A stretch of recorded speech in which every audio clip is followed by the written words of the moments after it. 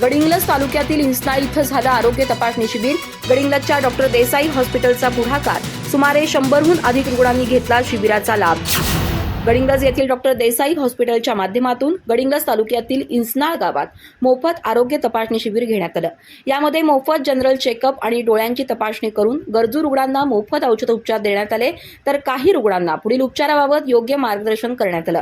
गावासह परिसरातील सुमारे 100हून अधिक रुग्णांना याचा लाभ झाला। देसाई हॉस्पिटलच्या डॉक्टर दिशा राणे देसाई यांच्यासह निमगोंडा पाटील, गौरव गुरव, सायली, पूनम आदींच्या पथकानं रुग्णांची तपासणी केली।